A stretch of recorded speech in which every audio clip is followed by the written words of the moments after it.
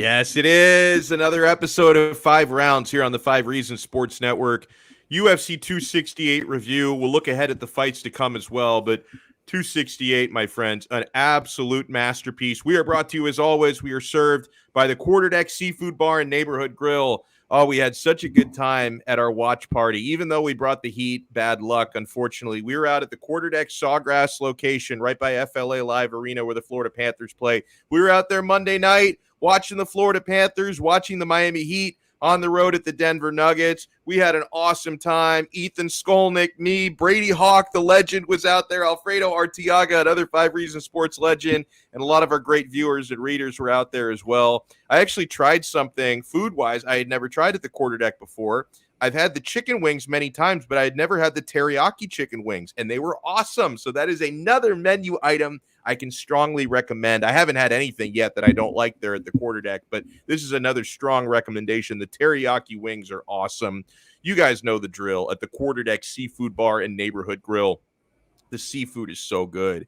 It is always fresh. I love the sushi. I love building my own poke bowl, the oysters and Maine lobster, the fresh mahi. Everything is on point. The burgers and sandwiches are delicious. The baby back ribs, the pasta dishes, the salads, everything is so great at the Quarterdeck.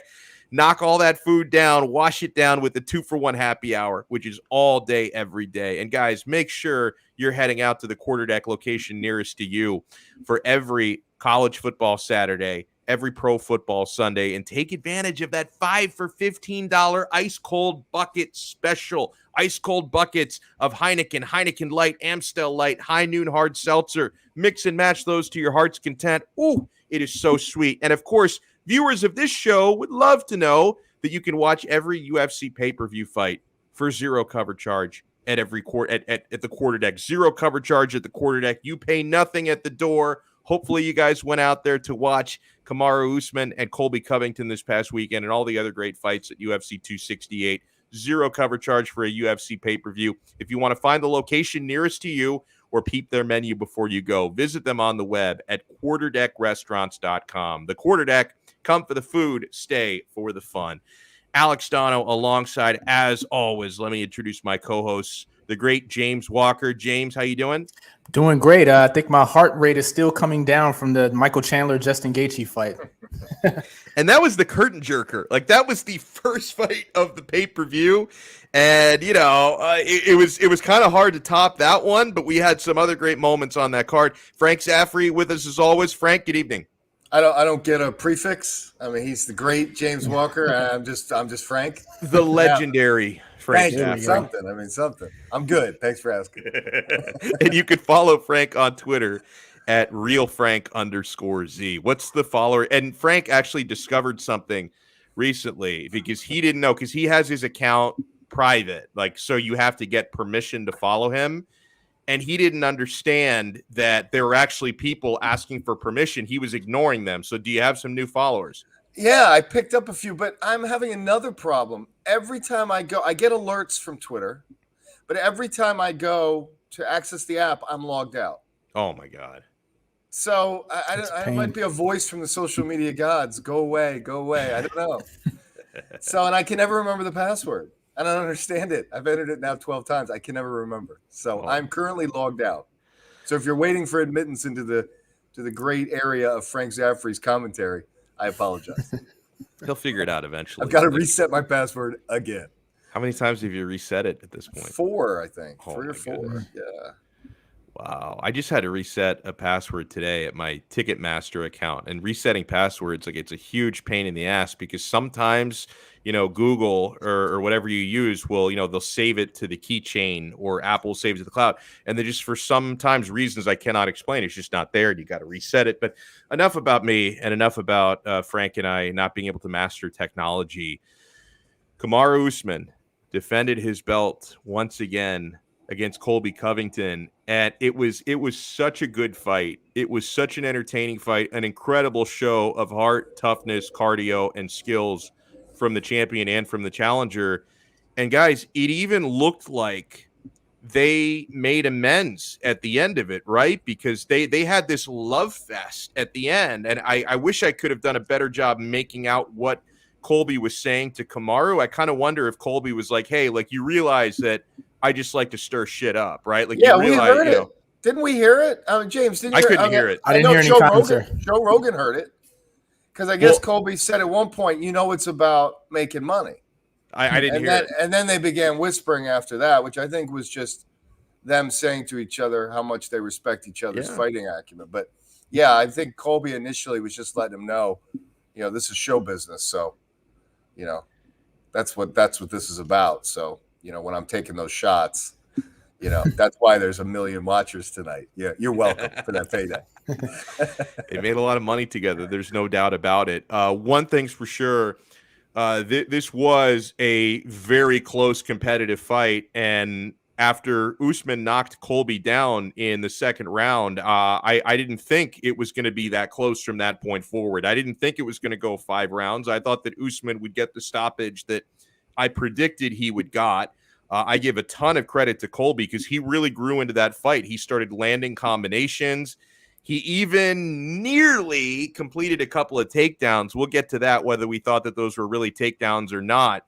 But what I want to get to, guys, is how did the three of us actually score the fight? Okay. Now, personally, I thought the judges got it right. Not necessarily the proper scores, but I had it personally 48-46 in favor of Kamaru Usman, meaning I had him winning 3 out of 5 rounds. Yeah, 10-8? Don't tell me. 10-8 round in round 2. Absolutely, had been a ton of trouble. The second round was a 10-8. He knocked him down twice. That's not how you score a 10-8 round. Twice. That is a 10-8 round. No, it's not.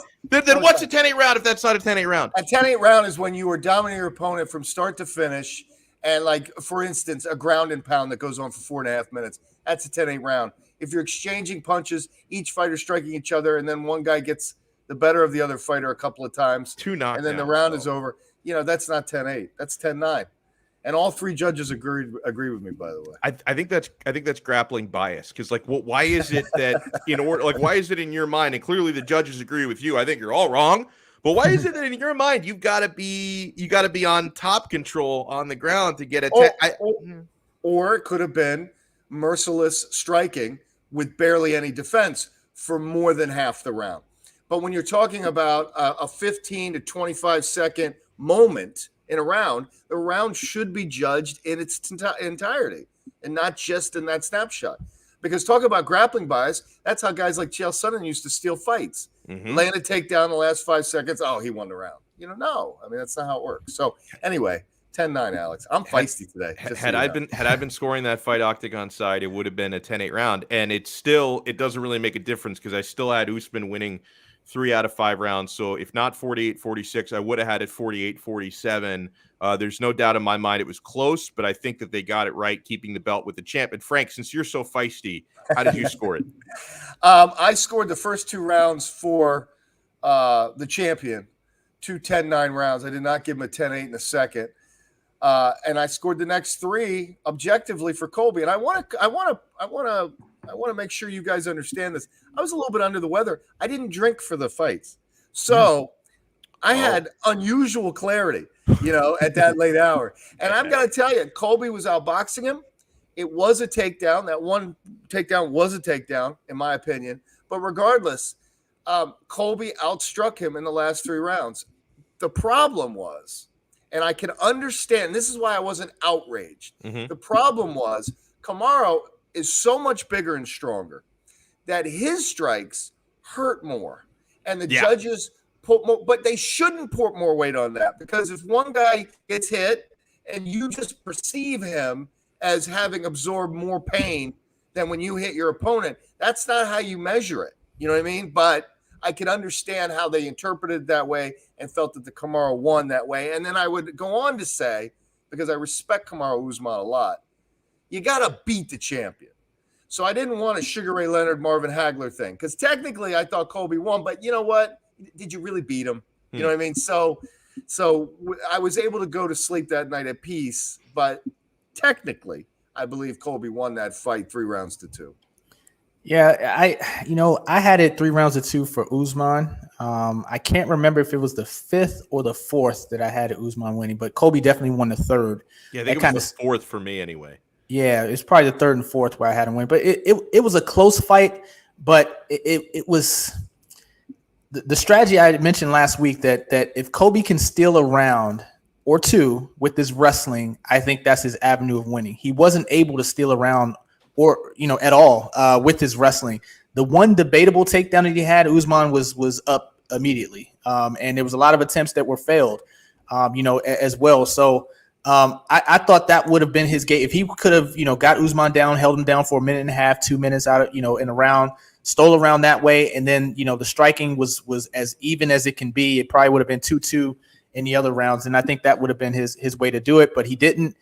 So it had Colby won, I think there would have been more uproar, but I don't think anyone would have said robbery. And with Usman winning, I don't think anybody at all is going to say has said robbery. But it was a close fight. I mean, we can watch these guys fight 10 times, really. Yeah. And it would be great. Unfortunately, I think this is probably the last time we'll see the two of them fight, especially since Usman won both of them. Yeah, James, that wrestling thing, I agree with what you said, although in my prediction for the fight, I thought just engaging in wrestling might tire Kamaru Usman out a bit. And I got to give Usman a lot of credit. Colby Covington has cardio like I've never seen. Usman has it to match, and he has it with all that muscle.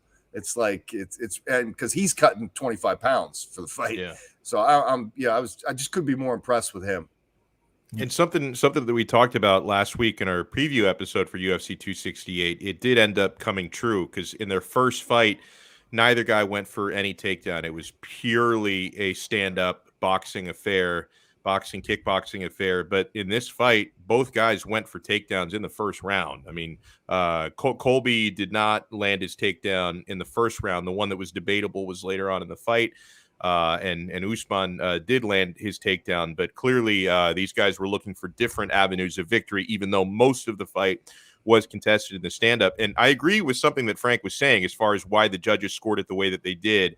Kamaru, the bigger, powerful guy, and I thought, and I interpret it this way, I'm sure the judges did as well, his significant strikes were more significant, right? I mean, he landed with bigger power, and maybe this is an unfair way to judge a fight because different people carry damage differently, but clearly Colby was visibly wearing a lot more damage on his face than Kamaru. That might have come into play as well, although I will remind people that one cut that Colby suffered, I think, in the first round was due to an accidental clashing of heads. So part of the damage that he wore on his face, to be fair, was not caused by a legal strike. It was caused by an accidental clash of heads, which should not be considered when you're scoring points in a fight. But I still thought that, Colby landed some nice punches, some nice combinations. But when Kamaru landed, I felt like his punches were more significant at the end of the day. So, I mean, Frank already weighed in on this a little bit. So, James, I want your take. When Colby Covington, it was in the second round when he got very close to actually landing takedowns on a guy who had literally never been taken down in his UFC career before. Usman came into this fight, perfect 100% takedown defense. Colby was able to get him off his feet. He got Usman down to his knees, and then Kamaru popped up very quickly. There was even a debate about it on the broadcast. Daniel Cormier and Dean Thomas both said those should count as takedowns. Joe Rogan said they shouldn't, and they waited for the UFC statisticians to give them like a notice in their ear, and the statistician said those do not count as takedowns because there was no control. I actually agree with the statisticians. I don't know why I have so much trouble with that word. I agree with the stat guys, and I actually agree with Joe Rogan on that one. I mean, far be it from me to question a former Olympic wrestler in Daniel Cormier, but when I was watching that, I didn't think those should have counted as takedowns because there was zero control. The takedowns were not finished. So I thought, you know what? Usman's record is still 100% against the takedown. Define finishing the takedown. Yeah, what's control? That. Yeah, to maintain control, to get the guy down either on his back or even on his knees for an extended period of time, because he got him off his feet but did nothing with it. Like there was no advantage gained from that. I don't know, Alex. I don't agree with that. Okay, so let's change it to a knockdown. All right, so if a guy lands a shot on the chin and he drops to his knee but pops right back up, is that not a knockdown? It's a knockdown. All right. So if you get a flash takedown, now it might have been a quick takedown, flash takedown, and the guy popped right back up. It's still a takedown. And look, this doesn't really have anything to do with the fight, except that Kamaru has this great record that Colby wanted to at least end, and have that little blemish, on his record. So it didn't really have anything to do with the win or loss. I think he was 0 for 11 stat wise, but really I think he was 1 for 11. But it doesn't. At the end of the day, it doesn't really matter. Statistician said it was no, so whatever. Everybody can move on. It's just nonsense. I mean, we've got an Olympic level wrestler on the broadcast asserting it's takedown, but we've got to go to the statistician. I can't say the word either. Statistician who apparently is knows all things takedown. It's nonsense. It's like debating whether or not a catch is a catch in the NFL. I'm telling you right now, that was a takedown. Usman went up in the air and he went down to the ground, and that's it. That's a takedown. Now he popped right back up, as great wrestlers will do, and he should get a point for the escape. I have a bigger issue with that. I've harped on it in the past. I'm going to bring it up again right now. You get credit with the judges when you take your opponent down. Your opponent needs credit when they bust back up. Yes, good point. And, Kamaru landed a sweet takedown on Colby because Colby did not think that Kamaru would jump into the wrestling game with him and caught him off guard, took him down, and Colby got up really fast, which super impressed me. Both guys super impressed me. I mean, listen, I believe what Dana White said was true. Colby Covington is next level good in the welterweight division, but unfortunately for him, the LeBron James of that division currently exists there, and it will forever prevent him from achieving what he wants to achieve there. Well, Frank, I'll even take it a level further. If Kamaru Usman is the pound for pound #1 fighter in the world right now, or at least top 2, depending if you want to consider John Jones or not, who's been inactive, you got to put Colby top 5. I know realistically they're not going to put Colby in the rankings. He doesn't have a belt. He's not a champion, and things like that. But I mean, he fought the #1 pound for pound guy twice. Went 10 rounds. He got stopped in the first fight late in the 5th, but razor thin. So, I mean, he's got to be at least top 5, top 7 pound for pound in the world, even though he's not going to get that level of credit.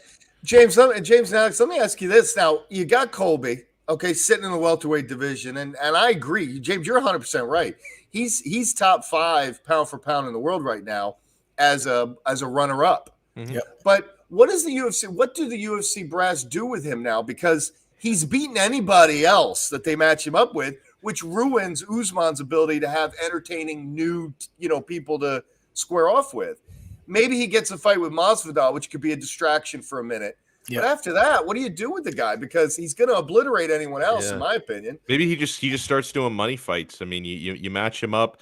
You match him up with Masvidal, But he's not Nate Diaz. He's going to go in there and methodically beat you down. It's not the kind of, thing you want to watch when you're watching money fights. You know what I mean? I don't know because like the thing is, it doesn't look to me like he can change weight classes in either direction. Like not up for sure. Can't go up. Down for sure. And I don't think he can go down either because he have to cut a limb off. Right, because it's not like Usman who carries so much muscle. But like Colby, he's good in shape, physique, but he doesn't have a whole lot of extra meat on his bones, muscle or fat wise, where he can cut. Like he can't cut down, and he's just too slight of frame to move up. So unless they start creating more weight classes, if they make a 175 and a 165, maybe, but being between 155 and 185, there's no direction for him to go in. Well, that's I think. Sorry. Oh, go ahead, Frank. Go ahead. Oh, I was just going to say. I mean, that's a great conversation we've had in the past, and Dana White's entertained interest in that. More champions is good. Yeah. And the gulf is too big between a couple of these divisions, between lightweight, welterweight, and then welterweight to middleweight and light heavyweight. We could use them.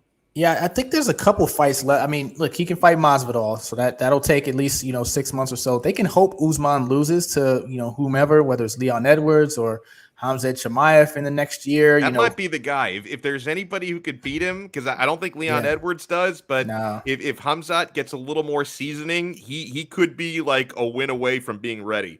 Yeah. And based on Usman and the way he was talking during fight week, I mean, it doesn't sound like he's going to hang around much longer. It sounds like he probably wants to do maybe another year or two worth of fights at the top and then spend time with his daughter. So I don't know if he's going to be around as much, especially with his level of dominance. I think if he wins like 3 more fights, maybe he's going to step aside, and then that could open the door as well. Now, here's the question of the day, guys, because, we all, and I don't think anybody disagreed with it when it was one of you guys brought up the idea, I think it was you, James, that Usman is the top pound-for-pound fighter in the world. We have to start having some legacy conversations with this guy in terms of all-time great UFC welterweights. And, obviously there's a guy who, rightfully so, is at the tip of everyone's tongue as the greatest of all time in that division and one of the greatest of all time, period. Because let's not forget, he even won a belt at a higher weight class after coming out of retirement. But where do we now compare Kamaru Usman with Georges St-Pierre? Let me run through the UFC records of these guys. And obviously you don't have common opponents because of the era, which is unfortunate because that would be like a much easier way to gauge the two. And they obviously have not fought one another. Okay. But you look at Usman since coming into the UFC, got his first official UFC fight after the Ultimate Fighter 21. He beat Hayder Hassan. He's since beaten Leon Edwards, Alexander Yakovlev, Warley Alves, Sean Strickland, Sergio Moraes, Emil Meek, Damian Maia, Rafael Dos Anjos, Tyron Woodley, Colby Covington, Jorge Masvidal, Gilbert Burns, Jorge Masvidal again, and Colby Covington again. Now you compare the UFC resume to Georges St-Pierre. And overall, by the way, Usman has not lost in the UFC. He does have a loss on his record. His second career fight, he lost to Jose Caceres, couple years before Usman got into the UFC. That was in what promote? It was actually a local promotion down here. It was CFA. They are defunct, but they used to put on fights in the South Florida area. Now, let's look at the UFC resume for Georges St-Pierre. First win was over Carl Parisian, the judo master. He beat Jay Hiron. He lost to Matt Hughes. Then he beat Dave Strasser. Then he beat Jason Mayhem Miller. Then he beat Frank Trigg. Then Sean Shirk. Then he beat BJ Penn. That was a mega fight, bros. Mm-hmm. Then he beat Matt Hughes, avenged his loss to Matt Hughes. Then he lost to Matt Serra in shocking fashion. Then he beat Josh Koscheck, beat Matt Hughes a second time. Then he beat Matt Serra, so he avenged that loss. Beat John Fitch, beat BJ Penn again, beat Thiago Alves, beat Dan Hardy, beat Josh Koscheck, beat Jake Shields, beat Carlos Condit, beat Nick Diaz. Oh, I was mad about that one. Beat Johnny Hendricks in a fight a lot of us thought he lost, but the judges went GSP's way.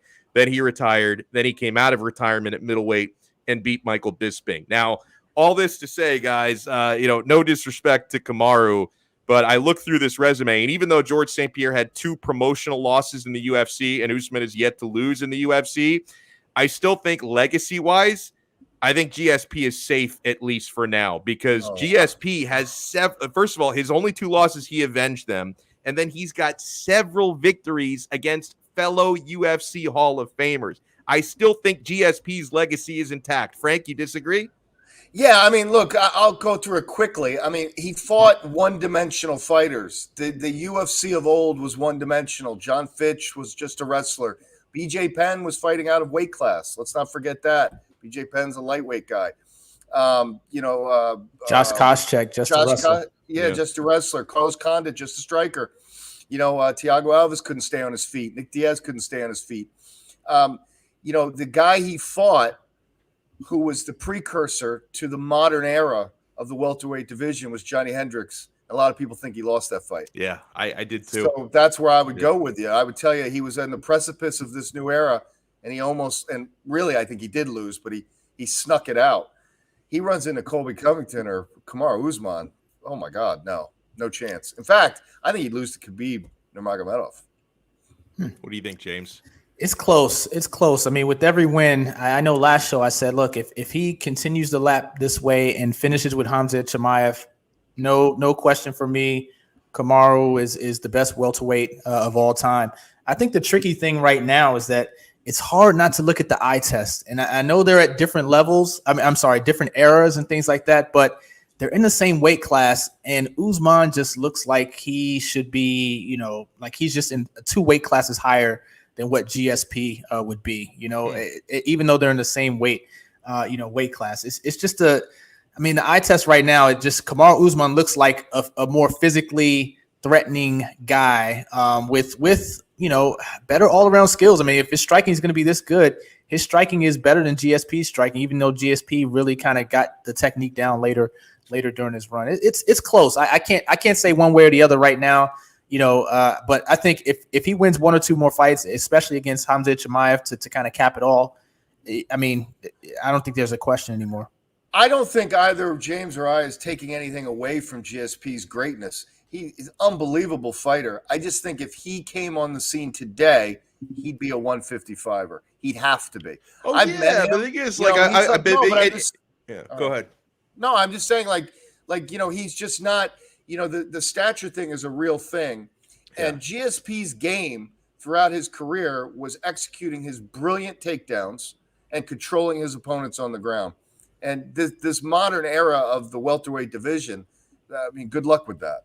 Yeah. And when I compare the legacies, like obviously, no common opponents, different era. There's no question in my mind. And Frank, you hinted at this. If you were to take prime GSP, go back like to 2009 in your time machine, and bring back prime GSP and match him up with Usman, who's in his prime right now, Kamaru Usman kicks his ass, right? I mean, it's just, the size, the well-roundedness, the evolution of the sport. You do prime GSP against prime Usman. I think Usman wins that fight relatively easily. So it's hard for me. It's hard for me to make a direct comparison because of that. But yeah, certainly. I think Usman, to me, I like James's scenario. If he wins a couple of more big ones, including beating a guy like Khamzat Chimaev, which I think could be a future champion at that weight class, especially if he can wait out the Usman career. If Usman retires, then that might be his time afterwards. But I think that could be the guy to beat Kamaru Usman. If he were to beat Chimaev, then I'm saying, okay, this might be the legacy might be cemented right now. Yeah, and one last point, Frank. You mentioned Khabib. Now I know we're talking about Usman right now, but I don't know, man. I think prime GSP has a chance against Khabib. One, not only because of the size difference, but GSP's game plan was always to be more well-rounded than his opponent, and then whatever his opponent's weakness is, he'll exploit that. So with Khabib, obviously, he would have to stand up and box, and GSP would have an avenue of winning if he stood up and boxed for 5 rounds against Khabib, where I don't think he has that avenue against Usman, where he can't take him down, and if he stands up and boxes, he's just going against a guy that's stronger and bigger. But against Khabib, I think he at least has that avenue where both of them are good on the ground. Khabib's probably better on the ground than GSP, but standing up, I would think GSP will work on his takedown defense to no end and try to keep the fight standing where he can outpoint him for 5 rounds. So I don't know if that's a shoe-in, that fight. Did GSP ever face a high-level Sambo fighter? Well, maybe the closest was Kara Parisian with judo, like actual strict Sambo discipline. I mean, it's at least to me, it's similar to judo. So that might be the closest that he got was to Kara Parisian. Because it's a whole nother dimension of wrestling and taking people down, this Sambo stuff. And I think the power that Khabib has, I think he would run through GSP's jab, chase him around the cage. And the unique thing about Sambo is they don't have to set up a single or double leg. They just grab you anywhere and then just go to work on you. They just grab any limb and start reeling you in. And I think Khabib, with his strength, would be able to pull that off against George. And once he got him down, we know what he does. So, but again, this is not to I feel like I'm taking shots at GSP as if he wasn't a great champion. He was way ahead of his time, as all great athletes are in the sports in which they dominate eras, right? They're ahead of their time. But if we jettison him into this time, an era for which he was a foreshadowing, he would be outmatched. Yeah. And certainly outclassed by Kamaru Usman. Let's talk about a couple of the other fights and judges' scorecards from UFC 268.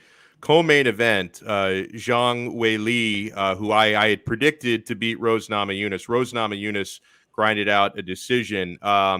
This one was interesting from a judging standpoint.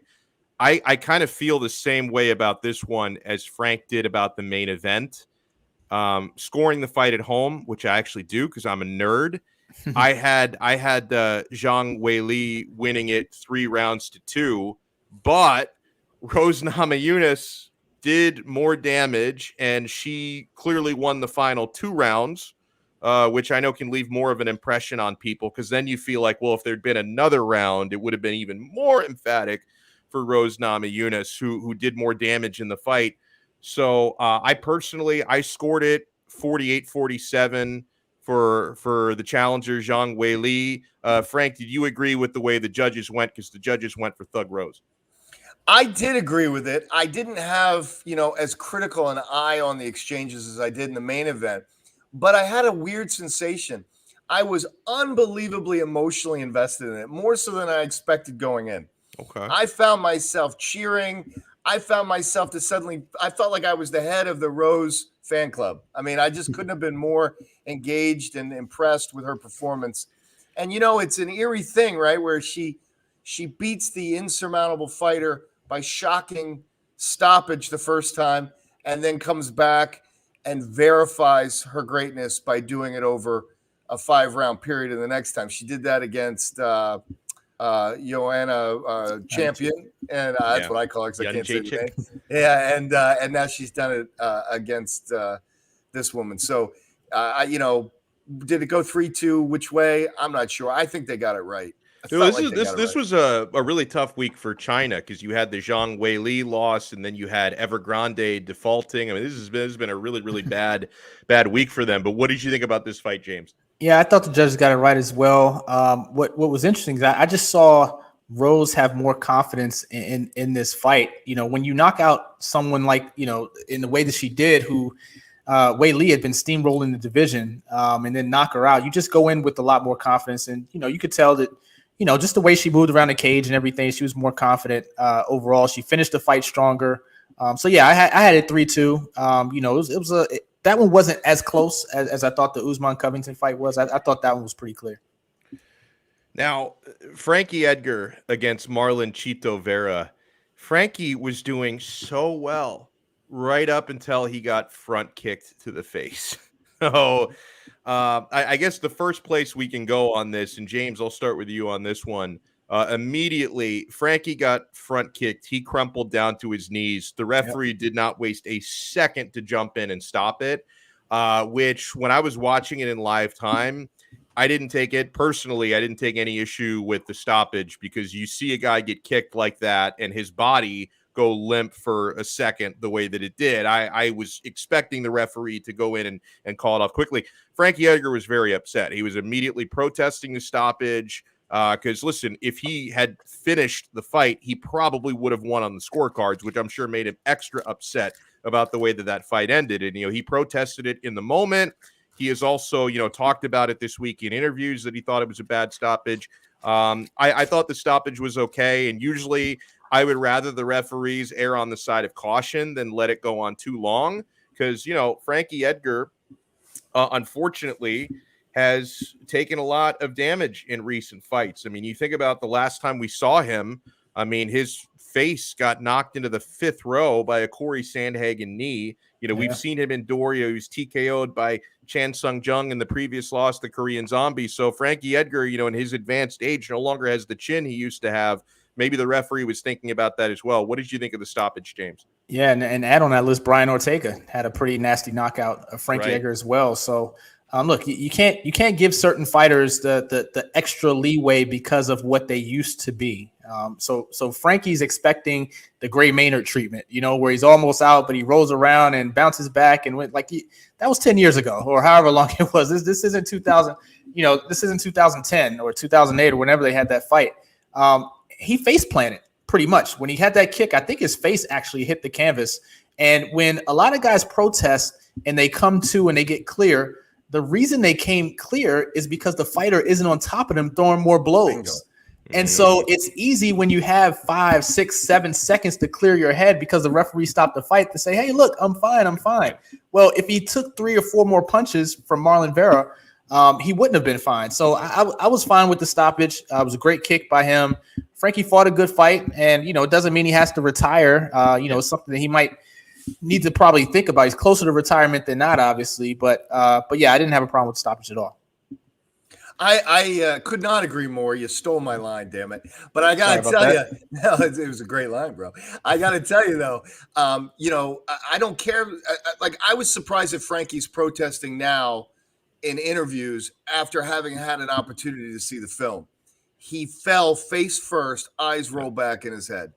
Any referee worth his salt is going to stop that fight. And you're right. I mean, they always get up when they come to and they're mad, and I get it. They're highly competitive individuals. They ended up where they are. Good stoppage, great stoppage. Might have preserved Frankie's career a little bit longer, and he's fun to watch. So I'm thankful for that. But does Frankie realize he's a gatekeeper now? Does Frankie does he understand that? Because that was the overwhelming sense I got as the fight was going on, is that Frankie thinks he's trying to go for a title, and they think he's just clearing new talent. And, that made me a little bit sad. You would think he's got to realize that. And you would hope if he doesn't, he's got enough honest people around him, like Mark Henry, his head coach, that are going to be real with him. Obviously fighters can sometimes run into trouble when you're surrounded by yes men, and, people don't give you kind of the straight story as to, what your place is in the UFC. And I thought James put something well about, maybe he doesn't need to retire per se after this. And I have a feeling Frankie Edgar probably with the way that he was having some success with his striking, his footwork, and his takedowns and his wrestling, was doing really well right up until he got kicked in the face. He can probably look back at that and say, okay, how well I was doing in that fight. And he didn't agree with the stoppage either. That probably in his own mind would justify hanging around if he doesn't mind being a gatekeeper. Like maybe some guys who are former champions might say, I'm not interested in being a gatekeeper. Maybe I'm just going to retire for that reason. But he can probably justify still being competitive and fighting a little bit longer. What I can't get over watching Frankie Edgar fight these days, and this is another piece of evidence as to how much the sport has evolved over the last 6, 7, 10 years, is you look at Frankie Edgar. How unbelievable is it? This guy is a former champion at 155 pounds. Now he's 135 pounds, and he looks 2 weight classes smaller than his opponent at 135. And listen, obviously, even when Frankie was at 155, he was even in that era, when he became champion around 2010, he was small for the weight class then. But you fast forward a decade, he's 2 weight classes lower, and he's incredibly small at 135 pounds, 20 pounds lighter than he used to be. It just goes to show you how much this sport evolved, that now you've got a guy in the bantamweight division who's that much bigger than Frankie Edgar. It's crazy when you consider the dominance that he had as our lightweight champion, right? It's just absolutely incredible. And I couldn't agree more. I had the same kind of thought about Colby and Frankie, right? Where Colby is in this uncomfortable tweener position, and then Frankie was that way at 155, and it felt like the league was trying to run him out of that division, right? He had to fight everybody he beat 3 times in order to, evacuate them from contention. And as he's dropped down, he's been, in my opinion, less and less competitive. Yeah, no, it's crazy the way that's worked out. I want to remind everybody, if you're watching this, whether you're watching us live right now on YouTube or you're watching the replay later on, make sure to smash that like button, smash the thumbs up button, and subscribe to 5 Reasons Sports on YouTube. So much content, whether you're interested in the fight game, the NFL, the NBA, college football, hockey. We've got content on that as well. The Florida Panthers crew does a great job. Make sure you are subscribing to 5reasonsports.com. Guys, there are a number of good fights on this card. The curtain jerker, the first fight of the pay-per-view, we knew there was 0 chance this fight wouldn't deliver.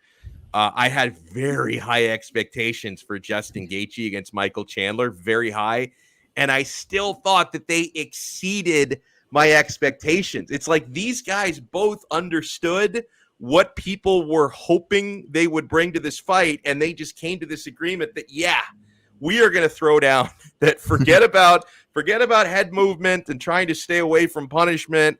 We're just going to rock'em sock'em robot, and whoever hits the other guy the hardest is going to win. The only thing that surprised me about this fight, and it was a pleasant surprise because I didn't mind watching them go the 3 full rounds because they never slowed down. Like, okay, maybe they slowed down slightly from the first round, but it was still a charged fight from start to finish. I was not expecting it to go 3 full rounds, especially, both guys were hurting each other badly with punches in that first round. Gaethje knocked Chandler down in the second round. He thought, okay, there's no way they're going to the scorecards. There's no way. They somehow went to the scorecards. I really thought the difference in this fight was that I think Chandler maybe took a little bit too long to start establishing the jab and getting more technical because he let Gaethje unload a little bit too many of his haymakers because he's got the longer reach and he just hits a little bit harder. I mean, Chandler, if he can unload the perfect overhand right, it's a showstopper, but Gaethje has power from more angles. And then maybe the biggest difference in the fight, guys, were those lead leg kicks by Justin Gaethje, because that took a lot away from Michael Chandler, right? And Chandler even had to switch stances late in the fight because the lead left leg had taken so much punishment. So I just thought that was, the actual the head hunting from the two guys was, virtually similar. But the big difference in that fight, I thought, was the leg kick. And Gaethje wins the decision. What were your big takeaways, Frank, from this one? The Gaethje has really evolved as a fighter. He didn't rush in when Chandler was hurt. He was setting up. He was reading his moves and timing. He had that uppercut that was devastating that he was setting up. He's a different fighter now. He's still tough and exciting, but he's not a kamikaze anymore. And that's why he's a champion contender for the title. And I think an odds-on favorite maybe to get it in the short term. And I didn't understand. I guess I do understand it, but I was surprised by it. That Chandler, who, holy shit, is he tough, right? Oh my but God. Chandler decided at some point, I can't beat this guy, so I'm going to walk around with my hands down and just enunciate my toughness, which was impressive and memorable and completely counterproductive to pulling off a win. So it was like something happened that we couldn't even see necessarily, like the pain of a shot or the kicks that you were talking about, the leg kicks, where he just decided, the hell with this. I'm just going to put my hands down and try to bait this guy into a nonsensical exchange. And Gaethje, like I said, he's a different fighter than he was when he entered the league. He's much more mature and better coached. Yeah, a couple takeaways from me. You mentioned one of them was the leg kicks. I mean, his leg kicks. I mean, him and Poirier are probably the two best at those leg kicks. And I would say even Gaethje's is more hurtful. Pain. He delivers a little more into it. I think Poirier's is more strategic to where he tries to hit a specific spot to kind of mess with your leg a little bit. But I think that's really a difference. And two, I mean, this is my favorite weight class. It's my favorite weight class in the UFC. I mean, there's 5-6 guys in that division who probably all could be champions, just depending on the matchups. And even though some of these guys already fought before, I want to see Poirier, Gaethje. I want to see Chandler, Oliveira again. I want to see all these matchups, again and again, because those are all exciting fights. It's really about who can dig the deepest, on that particular night. So, I mean, I want to see Chandler Gaethje again, why not? These guys, I mean, I know, right there. I mean, all these guys are taking years off their career probably, but for at least the next couple years, I hope these guys continue to fight each other and continue to make exciting fights. Justin Gaethje had a complaint about the refereeing, which I think was 1,000% justified. That moment near the end of the second round, and thankfully it was so close to the end of the round that it didn't give Chandler maybe as much of an unfair advantage as it would have. So Michael Chandler, and obviously Mike Beltran, who's the referee, he missed it in live time, and I guess you can forgive him from that because he was on the other side of the fighter, so he didn't have a great angle on it. But Chandler, poked Gaethje in the eye. Gaethje immediately reacted to it, as any man probably would when your cornea gets scratched by the finger of another human being. And then since the referee didn't see it, even though Gaethje was already like pulling away, like, oh, it's a foul, Chandler goes in and throws this very heavy overhand right that did land, by the way. And then I think the referee, after a second, realized, oh, something happened here with potentially an eye poke. Then I thought the referee, this is where he did a terrible job, because I can forgive him for missing the eye poke from a bad angle, but this is where he did a terrible job, because he's basically admitting that, hey, a foul was committed, and now I'm going to give you some time. And he asked Gaethje, how are you doing? And then in the split second, Gaethje, who had just been punched in the face, by the way, said, oh, I'm all right, because he didn't want the referee to think, oh, this punch really hurt me, you should stop it. And then the referee could still see him wincing in pain from the eye, and then asked him, are you good? He's like, I'm not good. He's like, well, you just told me you're all right.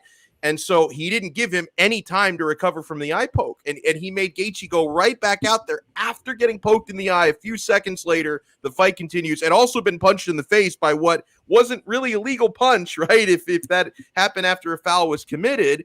So, I mean, thank God for Gaethje's sake, who did go on to win the fight, that A, the punch that landed after the eye poke didn't knock him out, and B, he didn't get knocked out in the seconds afterwards. Now, there were only, I think, 14 seconds left in the round. So, not a whole lot transpired after that before they went back to the stools. But that was bad refereeing that in a different universe, Frank, could have cost Gaethje the fight. It was horrendous, and you're bringing me back to the moment when I was yelling. You're supposed to give him time. I was very frustrated with it. I'm frustrated on a number of levels with how they handle fouls in the octagon, because there's a lot of data now. I mean, we're starting to amass data as the sport gets older. There's a lot of data that indicates that fouled opponents lose disproportionately, so that a warning is not as significant enough sometimes reprimand, because your opponent is probably going to go on to lose with a compromised eye or whatever's transpired. So I'm glad he won too, based on that. And did you guys find it odd that Chandler wanted to be absolutely Gaethje's best friend after the fight? And then it went on. Then he's posting pictures of him hanging out with him in the hospital. It was weird. It was like he wanted some kind of like, we're the toughest guys in the league, brethren thing going on. That's right. I noticed. I mean, it was, he just kind of wanted to be part of Gaethje's celebrity, I guess. But I didn't quite get that. Yeah, I think this is one of those fights, though, just to add to that, Frank, where Chandler was happy after a loss, where there was really no loser in this fight. I mean, Gaethje obviously is the number one contender in this, but I think with Chandler going so deep and taking punishment and giving so much punishment to Gaethje, that kind of solidified him even further as a top contender. He may drop a little bit in the rankings, but I mean, he's still right there. Give him a couple wins. If he wins a couple more times against top guys, he's right back in the conversation, especially if Gaethje wins the belt, or if Oliveira still has the belt. Chandler has a talking point to where he says, look, I had Oliveira finished in the first round, or look, I stood right in there with Gaethje punch for punch. I deserve a rematch. So he mentioned Conor as a potential next fight. That's another exciting fight. I don't know if Conor would take that. I mean, that's pretty dangerous for him for no reason, for Conor, a person of Conor McGregor's stature. But again, that's another exciting fight in my favorite division. To where it would be stylistic matchup, though. Great stylistic matchup. Yeah. Chandler is sub 500 in his UFC career, correct? He's 1-2. He is now 1-2. Yeah, but I mean, hey, look, you lose to the champ, and you fight Gaethje nail for nail. I mean, those are two noble losses. There's a lot of guys that would lose to Oliveira and Gaethje and Chandler is one of those guys where he's just so exciting. His job security, even if he were to lose a ton of fights, as long as he keeps bringing it the way he's brought it, he's got more job security than a lot of other fighters. And also on the flip side of that, even if he does go on a losing streak, he's the type of guy that probably only has to string together like 2 wins to be right back in title contention again, because he is so exciting. But let's move on, my friends, because in about 15 minutes, we're going to be joined by our good pal, wrestling coach, and former professional mixed martial arts fighter, JP Reese. Before we get to that, it is time for a new edition of The Toss Up. All right, boys, we ask this question every time there's a pay-per-view. Was 268 worth $70? That might have been worth $700. Like, oh, dear Lord. Like, that was, there are certain cards, and, I call me a sucker if you want to. I pay for just about all of them, unless, of course, I'm going to the quarter deck where they pay for it for me.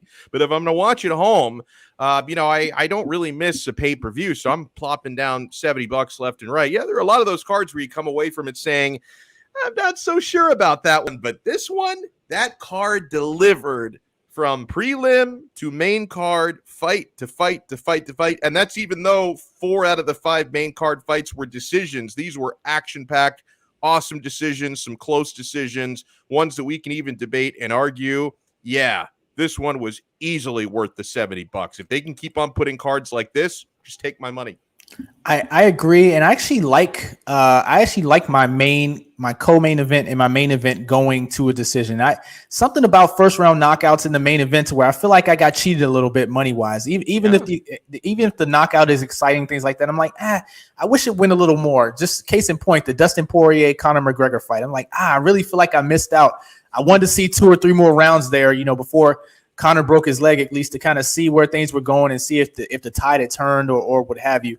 So both of those fights went the distance. Great from the prelims up, as Alex had mentioned. So yeah, absolutely worth $70. Yeah, it's a ridiculous question. So ridiculous question. Who was the biggest winner at UFC 268? Another ridiculous question. Trevor Whitman. Trevor Whitman was the biggest winner. I mean, Trevor Whitman coaching Justin Gaethje, W. Coach Rose Namajunas, co-main event title fight. She retains, W. Coach Kamaru Usman, main event title fight, W. Trevor freaking Whitman, who he's got to be right up there for coach of the year. It's either him or Khabib, who took the mantle from his father. Obviously, Khabib has certainly the more heartwarming story, so he may end up taking coach of the year. But Trevor Whitman, man, I mean, take a bow, sir. That was your night. That was a night of champions for Trevor Whitman. Great answer, and I think that's the right answer. But I will go in a different direction, and I'm going to go Khamzat Chimaev on this one. And yeah, he first of all, he beat a guy that was semi-ranked. I think he was number 11 or something when he was usually fighting tomato cans, but everybody's talking about him now. He came back from COVID-19, a situation where he almost retired, because of the virus, came back, got in the win column. Everybody's talking about him again. People are even mentioning him for a title shot, which is a little bit outlandish, but it looks like he's probably going to get a top 5 opponent next.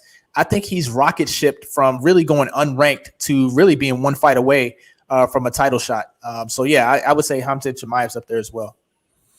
Look, in a fight where you have 2 championship fights and 1 fight for a chance to fight for the championship in the kickoff bout, it's hard to pick a winner, but I'm going to actually do it. I'm not going to do the creative thing and pick Trevor or pick the fans, as Alex M said. I'm going to pick Rose Namajunas, and here's why.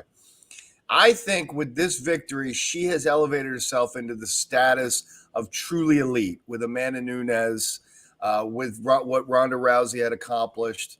I feel like she's putting herself up there in that level of great female fighters, because she is, this victory against seemingly impossible odds speaks volumes to her evolution as a fighter, her toughness, and her ability to rise up to an occasion like that. So for me, she was the biggest winner just because she changed forever how everyone's going to see her and her legacy in her career. Well said. Let me call an audible because I'm looking at the toss-up questions and I realized we already answered the third one. So let me bring up a different third one. I'll answer first, then James, then Frank, and then Frank, you can bring up number 4. So Kayla Harrison recently was interviewed, and she says she would dominate Chris Cyborg if they fought, and it's not impossible. Now, if Kayla Harrison were to go to the UFC, there'd be some big challenges there. But with Kayla right now being PFL or potentially a free agent, Cyborg in Bellator, they could definitely cross paths. Okay. Now, Chris Cyborg, if Amanda Nunes didn't exist, and she does exist, if not for her, Chris Cyborg would be, without a doubt, pound for pound, best female fighter who has ever lived. Just Amanda Nunes probably is. Kayla Harrison, obviously not facing, the toughest competition, fight in and fight out, but she is smoking everybody. Guys, I got to tell you, I agree with Kayla Harrison. So I'll ask you guys, would Kayla Harrison dominate Chris Cyborg if they were to fight this weekend? And I think Kayla Harrison would. I mean, Cyborg is still dangerous, still monstrous. She's no longer in her prime. And I also think that Kayla Harrison is a different kind of athlete. Like Kayla Harrison, she, for lack of a better comparison, she's just a much better version of Ronda Rousey because she doesn't have the weaknesses, the emotional weaknesses, and just the inability to well-round her game that Ronda Rousey had. And Kayla Harrison, for what it's worth, was also better at judo, which was Ronda Rousey's, craft coming in. I mean, Ronda Rousey, a former Olympian, Kayla Harrison, a gold medalist, okay, a multi-time gold medalist. So, yeah, I think that if Kayla Harrison and Chris Cyborg were to fight this weekend, I think Harrison is going to take her down, put her on her back, and then win the fight. Dealer's choice. If she wants to pound her out to a TKO, she could do it. She wants to submit her with a choke, I think she could do it. I agree with Kayla Harrison. I think that the Kayla Harrison of 2021 would dominate the Chris Cyborg of 2021. What do you think, James? Wow, and I like Kayla Harrison. Saw her fight a couple times this year, and she's great. But dominate, I think that's the key part of this question. That can she dominate Cyborg? I don't think she can dominate Cyborg. I think it'd be a great fight, a great style matchup, classic wrestler versus striker. And it really depends on whoever's discipline, is able, if she's able to stand up, keep the standing up part, and Cyborg could win. If Kayla Harrison is able to take her down, which she's been able to take down every opponent, then she could win. But dominate, I think, is a tough word. I think Kayla has a easier path to victory with her skill set. But I don't know. I wouldn't say dominate. So my answer is no, she wouldn't dominate Cyborg. I would say she wouldn't dominate Cyborg, except I saw Cyborg dominated, so now I believe it can happen. And Kayla, as Alex M pointed out, she trains with the woman who dominated Cyborg. Yeah, so I don't know. Previously I would have thought maybe Amanda Nunes could win, but I couldn't imagine Cyborg getting dominated. But now we know that that's actually possible. So, but I don't know. I'm going to go with James. I think it just depends on where the fight takes place. Can I pop in on something here? Because we went off toss-up question. I've got a question for you guys. When was the last time you saw a fighter getting ready to enter the octagon and getting a wet open mouth kiss from their head coach? Because that happened in the co-main event of UFC 268. Yeah, I was going to say, I hope you're talking about Rose and Pat Barry. Otherwise, I might have hugely inappropriate. Yeah, I was going to say, otherwise I might have missed Trevor Whitman, like open mouth kissing Kamaru Usman. Did he think somebody out there was gonna make a move on her or something? Did he have to let everybody know she's going into a cage fight? I mean, let's stay on point. And I missed it. Oh my God! And then the worst part was in the cornering between rounds for Rose.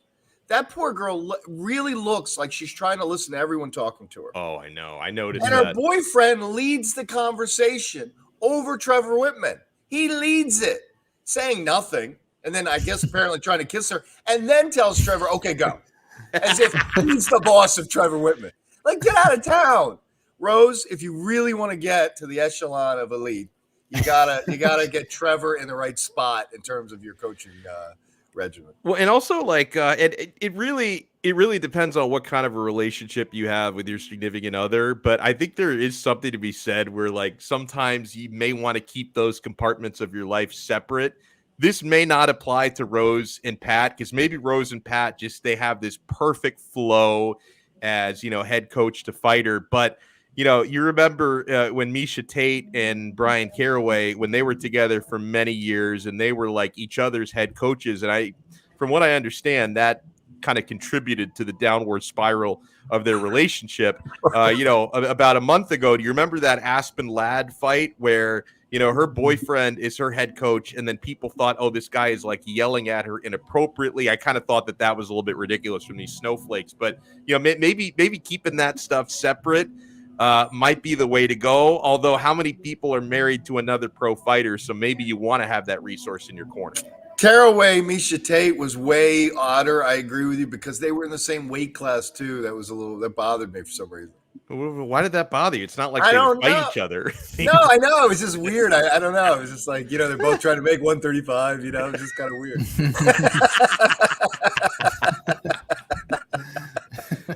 I mean, if anything, it might have been a little bit emasculating for Caraway. It's like, oh, your girl's a pro fighter. We'll wait till she fight at. Same as me. Yeah, that's kind of what I'm saying. I guess I was projecting, but I felt like that would be emasculating. Good word. Oh, and this is another one. It's like Mike Perry and his girlfriend who corners with him. Although I think that's just because like he felt like, oh, I want my girlfriend in my corner. Like I don't think she's actually qualified to do that. Oh my God, that's too funny. I think we have one more toss up. Oh yeah, is it too early to put up Christmas decorations? You know, the me of a few years ago would have said, yeah, it is too early. That Thanksgiving is the cutoff, right? That the day after Thanksgiving, that's when the Christmas decorations go up. Now, if you decorate the inside of your house in early November, you're probably a serial killer. But there's something, my opinion on this has evolved as far as like the outdoor decorations, because like they're starting to go up in my neighborhood. My 3-year-old loves it. Like when we're walking through or driving through the neighborhood in the evening time and he sees the Santas and the Rudolphs all lit up and the lights, he freaking loves it. So it's like, all right, if it makes my kid happy that these people like the day after Halloween started putting up their Christmas lights, fine with me. If you want to decorate the outside of the house, but if you decorate the inside of your house, you might want to see a therapist, right? Because if you don't, you're probably going to kill someone. So that's a little concerning. What do you think, James? Yeah, I have a two-pronged situation going on here. One, similar to what you said, I have a 5-year-old and a 3-year-old, and we walk around the neighborhood, and they like the decorations, and I kind of see the world through their eyes, oftentimes. So I like it. I don't have a time limit on that. And secondly, as I've gotten older, and this might be too deep of a conversation for an MMA show, but I have grown to kind of dislike the tradition of Thanksgiving because of its history that often isn't taught about it with the real story of Thanksgiving, basically. So not to get too far into that, but wait a minute. You mean we didn't sing Kumbaya and we weren't sweet to the indigenous people we encountered here? That's what I learned in the school system, and then grew up as an adult and realized that there's a real story behind it that I'm like, oh, that's what really happened. Okay. So anyway, seeing the world through my kids' eyes with that, and then eventually learning the real history of Thanksgiving, is kind of taking that holiday down for me. So I'm all about going from Halloween straight to Christmas at this point. Okay, I like it. When I was a kid living in a suburb of DC, McLean, Virginia, we had a lot of people in government living in the neighborhood, and they were traveling a lot. I don't know what mysterious jobs they had, but I remember as a kid being horrified, looking in the window of one of the neighbors in like May and seeing the Christmas decorations all up, because I guess whoever lived there wasn't going to be back until such and such time and didn't want to have to deal with it. You just wanted to flip a switch.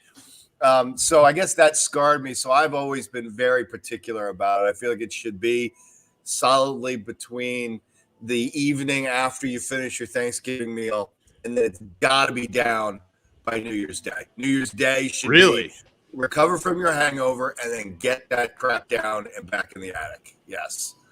No more.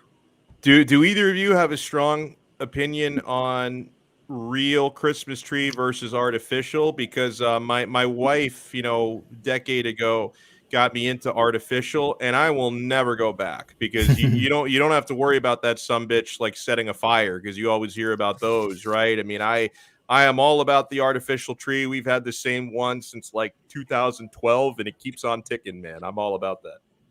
Artificial all the way, yeah.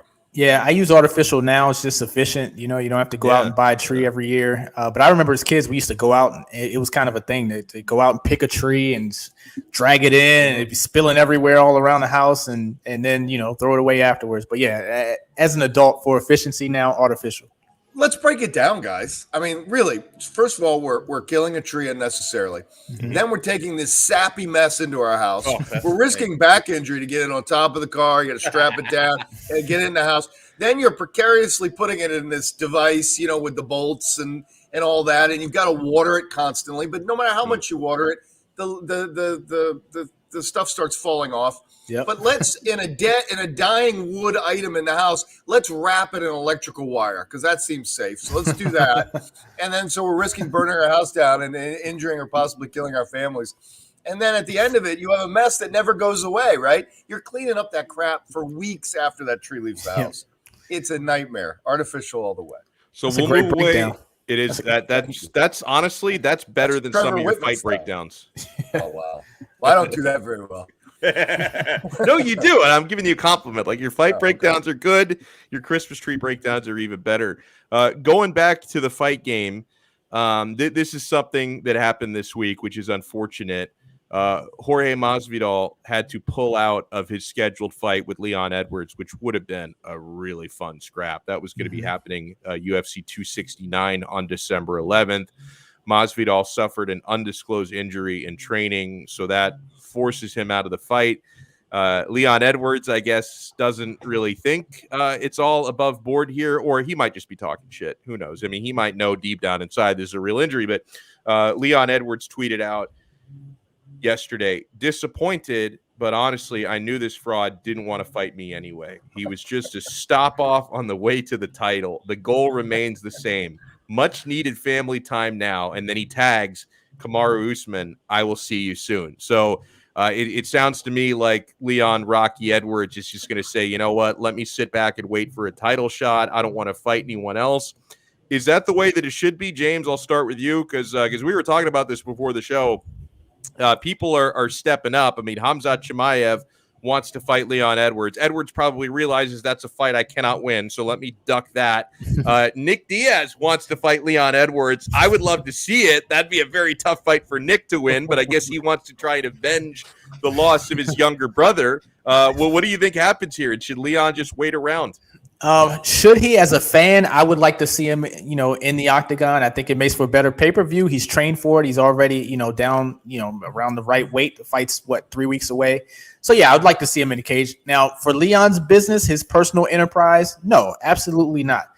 He'll get a title shot. He's earned it over a long stretch of time. I think he has a 12-fight win streak or 9-fight. I can't remember his winning streak at the moment, but extremely long winning streak. He's waited before. He can wait again. And I think the key that, he had mentioned in his tweet was much needed family time. That's basically saying, hey, no one else try to step up and try to, coax me into coming into the cage. He already let Jorge Masvidal come and, coax him into a fight that he didn't necessarily need. It wouldn't have done anything for him. He would have been a number one contender either way, even whether he fought him or he won against him. So there's really nothing in it for him in that fight. So I think Rockies would do the right thing. And stay out of it and just wait, to be the next opponent. Usman just won, so that's the next fight to make, right? I mean, who else are you going to put in against Usman right now, unless it is Chimaev? But I think that might be rushing him a little bit. I think that's rushing it a little bit because to me, listen, you have wonderful talent like Khamzat Chimaev. You need to nurture this guy properly, right? Let him continue to run through division. Let him get a couple more wins, get more comfortable making weight. Came back from COVID situation. I wouldn't rush that one because, to me, when you have a guy who is clearly talented enough to be a champion, you want to make sure you don't throw him in there too early. Sometimes that ends up working out because you guys remember, back must have been 2010, 2011 when John Bones Jones got his title shot. They weren't where he beat Shogun for the champion and hasn't lost a fight since. That wasn't supposed to happen that quickly. They were going to do Rashad Evans versus Shogun. Evans got hurt. Jones eagerly took Evans' spot. They were teammates and friends at that time, were Jones and Evans. That created a huge rift because Rashad Evans thought it was a punk move by Jones. I think Rashad was being a little bit soft because hold on, like this guy's like a little brother to you. He's your protege. Do you really expect him to turn down the opportunity of a lifetime? And so that worked out. John Jones got his title fight sooner than expected. I just think there's a difference in the champions because the light heavyweight champion at that point was, past the prime a little bit, Mauricio Shogun Hua, whereas the welterweight champion right now is a guy who might be a future greatest of all time in his prime. So no, I want Chimaev to get more seasoning. Hey guys, like Edwards, first of all, correct me if I'm reading this wrong, but I feel like when you look back on it, Masvidal gets another shot at Usman because Masvidal put Usman a little bit more on the map. Don't you feel like the way Usman beat a celebrity like Masvidal, that Usman's stock really shot up in the UFC? And I think matching him up with Edwards was it was a detour, but anticipated by the UFC to help elevate Edwards' status and then when he steps in there, he's really marketable because a couple of these these texts or these comments are really funny. Like Leon Edwards markets like a ham sandwich. I mean, it's really true. He needs that fight, But I think Masvidal, I think Alex M is right. I think Masvidal's thinking, look, the hell with this. I'd like to do a end of the year or early next year matchup with Colby because Colby's got no one but me now. See, Colby could tell Masvidal to fly a kite because Colby legit wants to be champion and Colby legit was going to get the shot. But now Colby's not going to get another shot and Masvidal's certainly not going to get a shot. So now these two guys are looking at a big money fight. Colby will take the fight in a second. But if Masvidal fights Edwards, he could be out for a while, His stock is where it is right now. A loss to Edwards doesn't help with that matchup and the marketing of it. So I think a smart, undisclosed injury move by Georges Masvidal. And I think unfortunate for the Edwards-Usman matchup because, as James pointed out, Leon Edwards is a phenomenal fighter. Yeah. Very deserving of his title shot and very unknown and very unmotivated, very unencouraging of fan support in terms of pay-per-view clicks. So it'll be unfortunate that it'll be a footnote to Usman's dominance beating someone like Leon Edwards, when really it's one of his biggest tests, you could argue. I like this idea from Alex M for Masvidal and Covington. Make them Ultimate Fighter coaches. That would make me watch that season. I've become very selective. Like the first 15, 16 seasons of Ultimate Fighter, I watched them religiously, did not miss an episode. It got very redundant. The one that got me back in was, and Frank remembers this because we went to one of the fights in person, the ATT versus Black Zillion season. Usman. Yeah. That was where he came up. That was season 21. So I took a break from like season 17 and then 18, 19, 20. I didn't really watch. Then 21, I was back in. Then I've been out pretty much ever since. But yeah, I mean, if you give me a coaching matchup like this, if you were to give me Colby and Masvidal as the coaching matchup, because those guys would get into it in the lead up every chance that they get, I would watch that season for sure.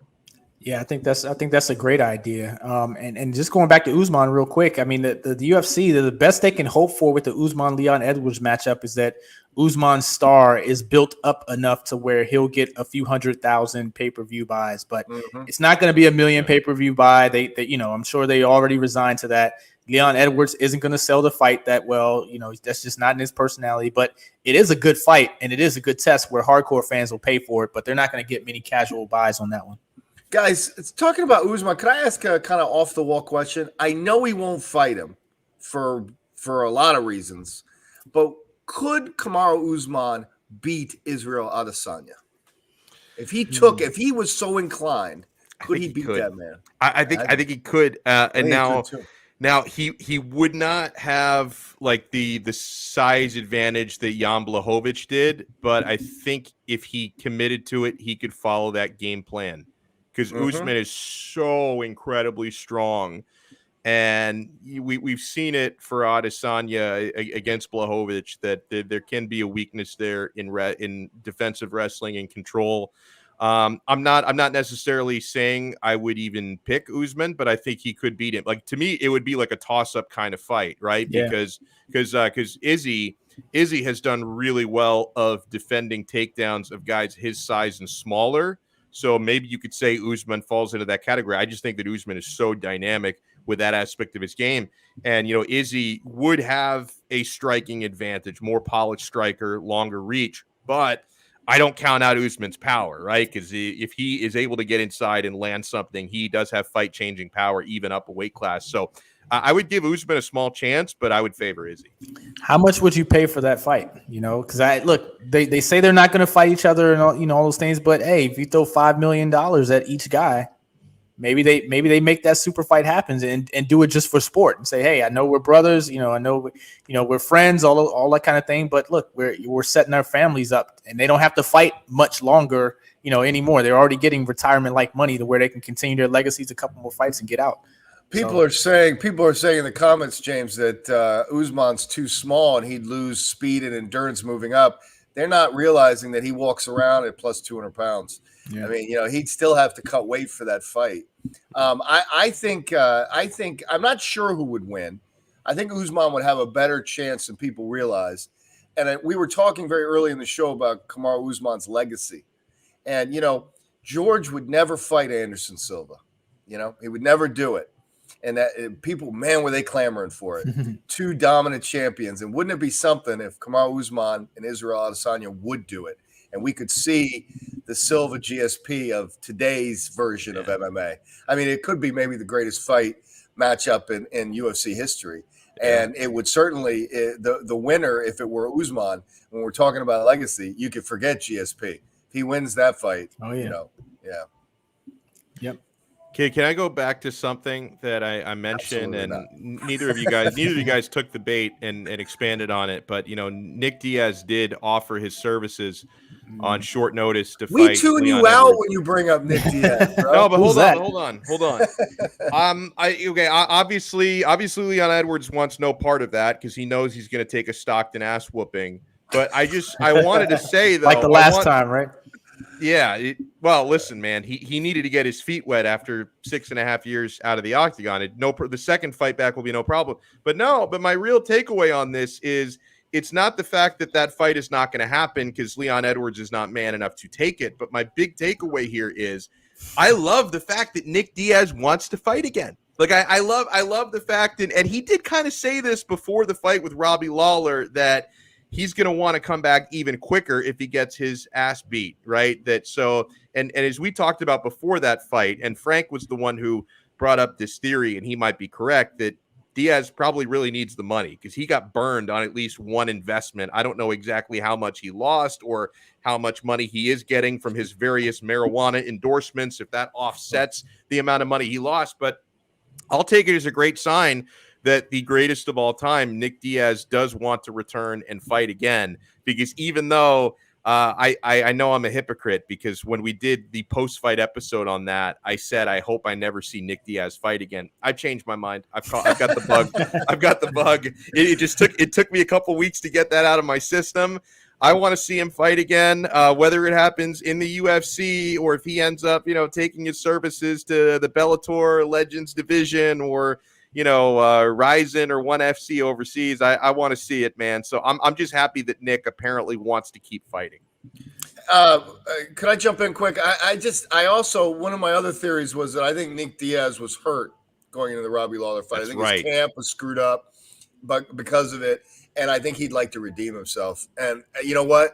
No matter how bad he looked in that fight, if he was in fact hurt, I think he should have an opportunity to have a redemptive performance. And he needs to fight at 170. And maybe the reason why he had to fight at 185 might have been because he was carrying an injury, but that's right. 185, he's too small. He was bloated. Like he looked like a fat guy in that fight. It's just he needs to go down to 170. Yeah, and he couldn't train, Alex. I mean, he couldn't train, so he couldn't cut weight. So I mean, I'd like to see if it's even just one more time. I'd like to see a more vintage version of Nick and not have that be our last fight. Yeah, and no antics, no last minute weight changes and things like that. Just if you want to commit to a fight, get down on weight, get in shape. I know you might have had an injury, but you can still at least get in shape. Well, or just bow out of it, James, is your point, right? So if you do get hurt, just say I can't fight, I'm hurt. Yep. Right. Yep. Don't show up 300 pounds. Right. What about Nick Diaz versus Fedor at heavyweight? That would be a dream for me because those are my two. I'd fall asleep out waiting for their punches to land. No, listen, Fedor's still got quick hands. Like you saw what he did. Maybe you didn't watch it. Shame on you. But the way he knocked out Timothy Johnson, Fedor can still swing for the fences. So I would be totally down for that. Oh my God. So. How do you drag us into Nick Diaz talk? How do you do it? Coming off UFC 268, I didn't think there was a chance you could do it. I mean, listen, I feel like we have thoroughly covered UFC 268. Does anyone have any parting comments on what was an incredible night of fights from start to finish? Go ahead. I do. Does Trevor Whitman coach during a fight? Do you guys listen to the commentary in between rounds? That's my favorite part of the fight. Trevor Whitman does no coaching. He gets in the fighter's face and he goes, "Are we having fun?" He makes goofy faces, or he says, "We love getting hit. Keep doing what you're doing." I mean, it's almost like he's trying to be loose, and that might be a coaching style. And I really want to ask Dean about it because Dean's told us multiple times that fighters don't absorb anything you're saying. So Trevor may be going over the top with goofiness to try to break through and loosen you up and not make you, have you be uptight, but I found it almost comical to listen to him. You know who I think he learned that from, and they've coached the same fighters before. I think he learned that from Greg Jackson, because I've noticed Greg Jackson does that, and Greg, like, he's obviously he's an incredible trainer, but when it comes to the between round stuff, like, he's more of a psychologist than he is like breaking down technical stuff. Like, do you remember, like, years ago there was this fight where, like, Donald Cerrone used to be a Jackson Wink fighter, and Cerrone was always notorious for being a really slow starter, and it was something psychological with him. He's talked about it many times. Like, action-packed fighter, sometimes he would just have these terrible first rounds, and he wouldn't come to light till the second round. And I remember this, it was Donald Cerrone versus Melvin Gillard.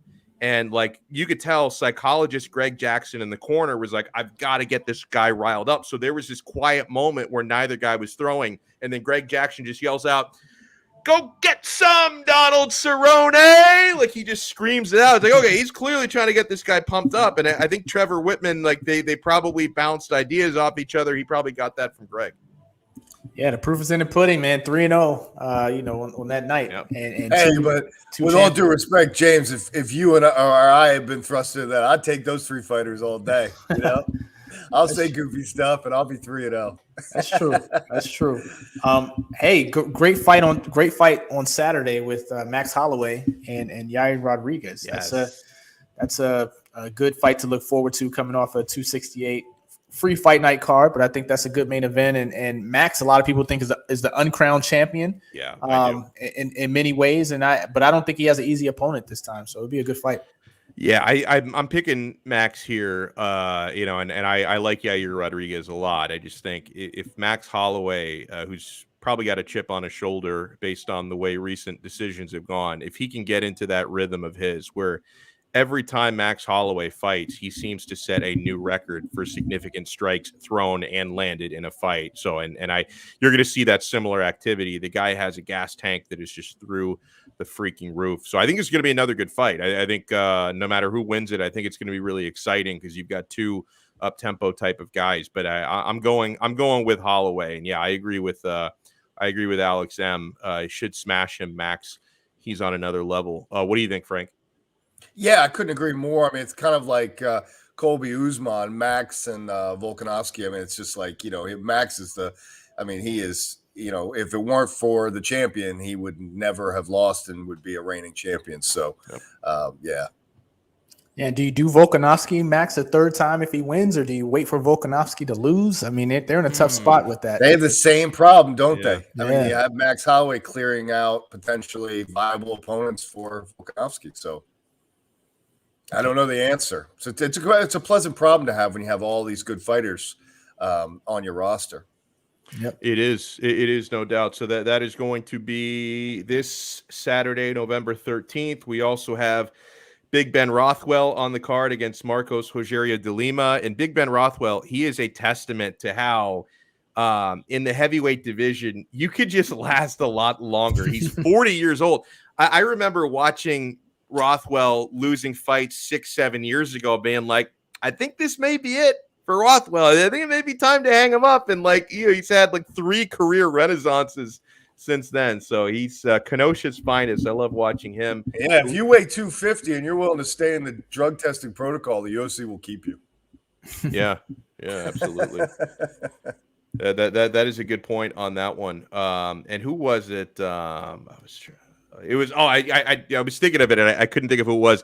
John Vellante, former light heavyweight. He just had his retirement fight, and he lost at heavyweight to Chris Barnett. Chris Barnett, by the way, dear God, that was the most entertaining thing on the prelims. I mean, that freaking knockout and then the acrobatics after that by Chris Barnett for a dude who looks incredibly out of shape. I mean, he is a marvel. But John Vellante, I mean, he's just a fat dude now. I mean, you see how like he used to be kind of an in shape, muscular dude at light heavyweight. At heavyweight, he is Dad Bod City. Did you guys watch the boxing match, by the way? There was a boxing fight on Saturday. Yeah, Canelo. Yeah, I watched it. Did you watch it? Because and the timing, no. it was he's a flying starfish. Somebody said. Yeah, no, I'm glad it didn't go till like 3 a.m. because they timed it out a way that coincided with the UFC pay-per-view. So I watched the Canelo Plant fight the next day on replay. And Kamaru Usman's talking about, he'd get in the ring with Canelo.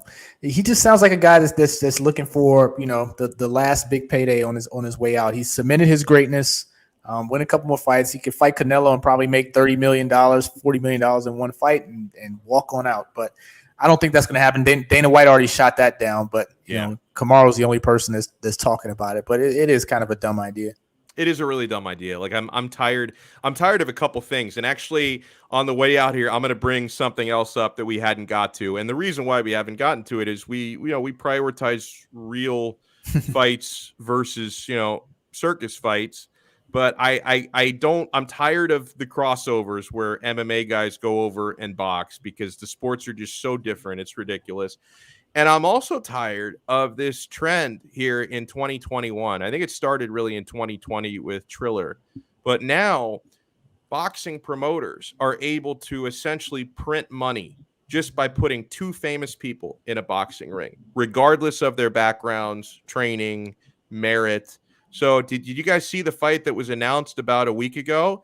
And at least one of these men I am a huge fan of, but I don't care to watch him box. So we're going to get Frank Gore against former NBA point guard Darren Williams in boxing. And that's going to be on the undercard of Paul versus Fury, not Tyson Fury, the half-brother Tommy Fury. It's going to be Jake Paul, Tommy Fury.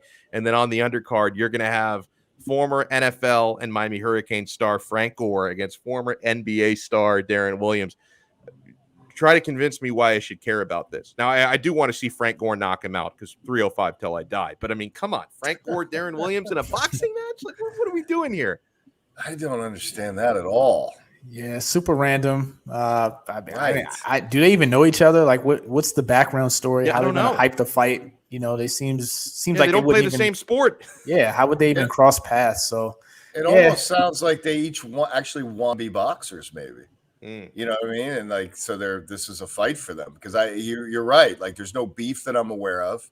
They're not celebrities, with all due respect to them. They're not like, oh my God, Frank Gore's going to box. Like, that's not going to have that kind of reverberation around the sports community. Yeah. So I don't get it at all. And by the way, Alex M was asking who's older. I had to look it up because I know that like Frank Gore, who's just in the NFL like 3 minutes ago, Frank Gore is older, but only by 1 year. It's 38-year-old Frank Gore against 37-year-old Darren Williams. So they're not like they're old. They're not old because we see like a 60-year-old Mike Tyson fight like like a 65-year-old Roy Jones Jr. So they would not even be the oldest guys to step into the ring. Vander Holyfield just fought Vitor Belfort, so they would not even be the oldest guys to recently step in there. We're going to see Tyson again. Isn't he taking on one of the Disney characters? Ooh. He's not. Is it Logan or whichever one it is? But I think it's Logan Paul. Yeah, that fight's booked. Yeah. Oh my and God. That'll be the end of him. Logan, that is. Oh my God. Yeah. I hope so anyway. I really hope so. All right, well, that'll do it for us. Huge shout out to everybody. Clearly run out of material. Well, listen, I know it's an awkward way to end the party when I bring up Frank Gore, Darren Williams, but I felt like we had to bring it into this episode some way, shape, or form. So huge shout out to everybody watching and listening. And keep in mind, friends, for the last couple of weeks, our show, the audio version, has been available on Apple Podcasts. So please take advantage of that. I know that it's wonderful to look at our handsome faces, but for commuters, it's probably easy to be able to pull up the podcast, bring it up through the Bluetooth on the speakers. I do that all the time. It's easier to pull up podcasts through your car than YouTube videos. So check out our audio podcast. Just search 5 Rounds on Apple Podcasts, Spotify, Google, wherever you get your pods. You'll see the orange and black fist logo on there. You'll know that it's us. So please subscribe to our podcast and leave us a nice review when you're in there. Leave us a nice review and leave us a 5-star rating. And of course, for those who are watching this on YouTube, whether you're watching it live or you watch it back later, smash the like button, smash the thumbs up, and make sure you subscribe to 5 Reasons Sports. Thank you, Alex. I don't know, there was some reason why for a couple months we were on Spotify and like the Apple Podcast application was like backloaded, and then finally 2 weeks ago got the green light. So we are on Apple. So for James Walker and Frank Zaffere, we will say good night on another episode of 5 Rounds on the 5 Reasons Sports Network.